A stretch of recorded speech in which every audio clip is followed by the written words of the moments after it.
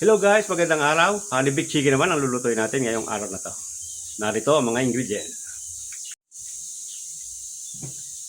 Meron tayong chicken, binabad ko na sa salt and pepper, honey, butter, curry powder, at saka chicken broth. Sana natin ang ating mahiwagang kalan.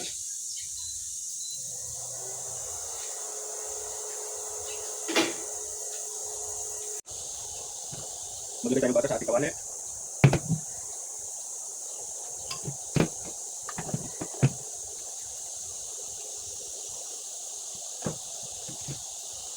Kulay natin ang chicken.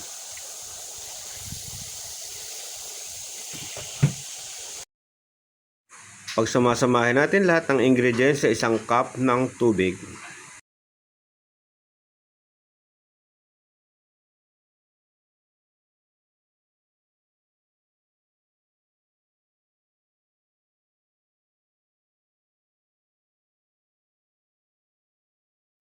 At pagkatapos pagsamasamahin, haluin siyang mabuti.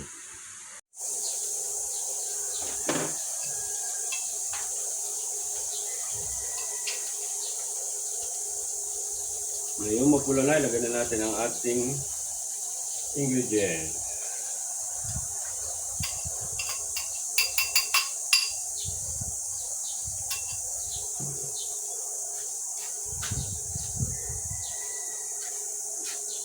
Takpan at hayaan natin kumulo ng mga 10 to 15 minutes. Yan guys, luto na ang ating honey baked chicken na niluto sa pan. I-slice na lang natin at ilalagay natin sa plate.